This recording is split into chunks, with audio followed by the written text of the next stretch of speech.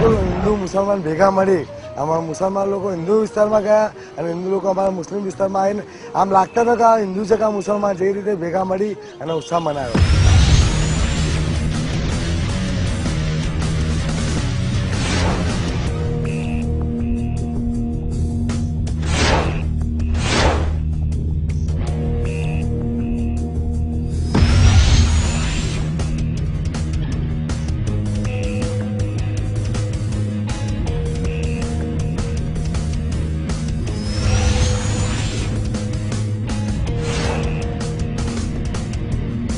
નરેન્દ્ર મોદી સાહેબ પોલમ બજારમાં જે વિસ્તારમાં આવ્યા મુસ્લિમ વિસ્તારમાં અમારા, તો શાંત દેખાય એટલે લોકો એમના પાછળ દોડ્યા અને નાના નાના છોકરા મોદી મામા કરીને એમના પાછળ પડ્યા.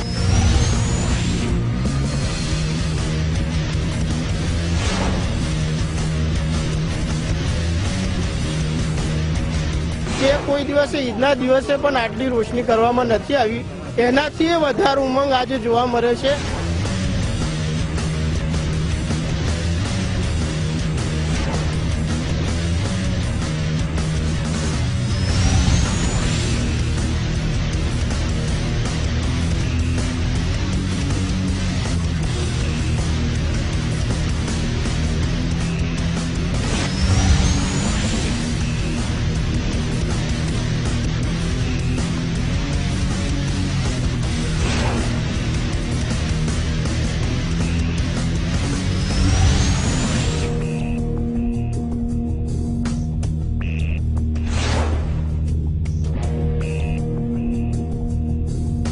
આજ દિન સુધી એટલા વિકાસના કામો નથી થયા જેટલા વિકાસના કામો ચાલુ વર્ષે થયા છે. ગોધરા નગરનો જે વિકાસ છે, ગોધરાની જે કાયાપલટ છે, એ આખે ઉડીને વળગે એવી છે.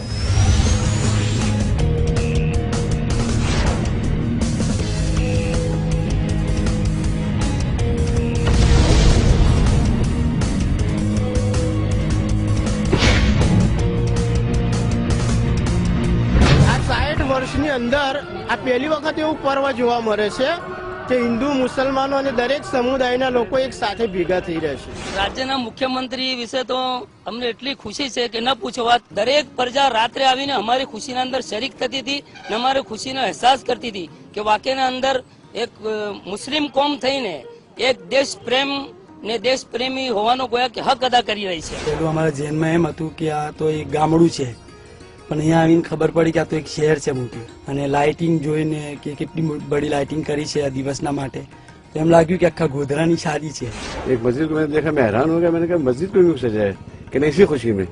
बड़ी खुशी की बात है। मैंने कहा यार यहाँ तो जो है हर बच्चे को इस बात की खुशी है, यानी हर एक को इस बात का इल्म हो रहा है कि भाई एक ये याद दहानी इसको मनाई जाए।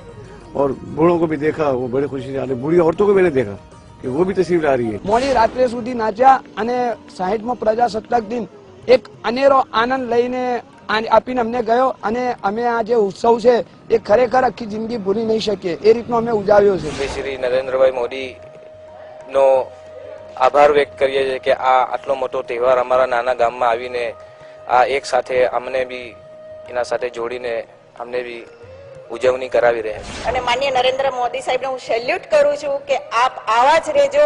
નરેન્દ્ર મોદી સાહેબને અમારા માટે તો તમે અમારા ભગવાન બરાબર છો। ન ભૂતો ન ભવિષ્યતિ।